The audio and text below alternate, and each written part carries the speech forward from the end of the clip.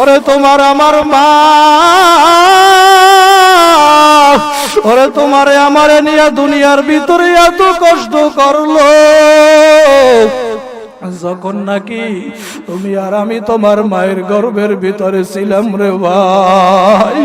এরে মুসলমান আল্লাহর গোলাম, এমন সময় তোমার আমার মায়ের ওই পেটের ভিতরে লাথি লাগাইয়া দিছি। ওরে তোমার আমার মা ওই খানার প্লেট রাইখা ওরে পেটের সাথে বালির চাইপা দইরা রুমের ভিতরে যাইয়া ওই বোবাইয়া বোবাইয়া তোমার আমার মা কান্না করে। তোমার আমার বাবা দৌড়াইয়া যাইয়া বলে, ও বিবি রে, তুমি কেন খাও না, কেন কান্না করো বুঝলাম না। তোমার আমার মা দুই চোখের পানি চাইরা দিয়া কান্না করে আর বলতেছে, ও প্রাণের স্বামী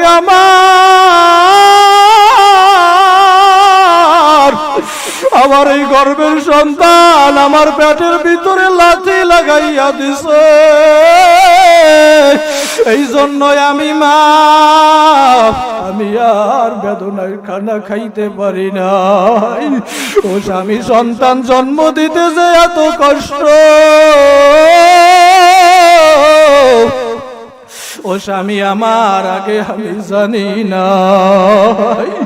এরে আল্লাহর বান্দারা, তোমার আমার বা দুই চোখের পানি ছাইরা দিয়া তোমার আমার বাবার হাত দুইটা জড়াইয়া ধরছে, হাত দুইটা জড়াইয়া দইরে বলে, প্রাণের স্বামী আমার, কত মহিলারা সন্তান জন্ম দিতে যাইয়া মারা যায়, ও স্বামী আমার এই সন্তান জন্ম দিতে যাইয়া যদি আমি মারা যাই, আমার উপরে আপনি কোনো দাবি রাখবেন না। ওরে তোমার আমার বাবা তোমার আমার মায়ের মাথার উপরে মোছা দিছে আর সান্ত্বনা দিছে আর বলছে, ও প্রাণের বিবি, কান্দিস না, কান্দিস না, একদিন এই সন্তান বড় হবে, সন্তান দুনিয়ার ভিতরে আসবে, এই সন্তান যখন নাকি ওরে বিবি তোরে মা কইয়া ডাক দিবে,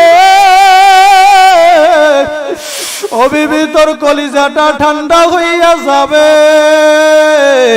আমি যখন বাবারে যখন নাকি বাবা কইয়া ডাক দেবে, আমি বাবার কলিজাটা ঠান্ডা হইয়া যাবে।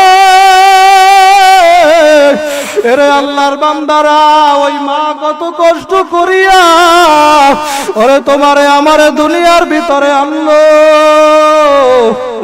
আজকে তুমি বড় হইছো, লেখাপড়া কইরা চাকরি করো, শিক্ষিত হইছো, আজকে ওই মায়েরে মারো, ওই বাবারে মারো, আজকে ওই মায়ের জিগাও না, ওই বাবারে লাথি দাও।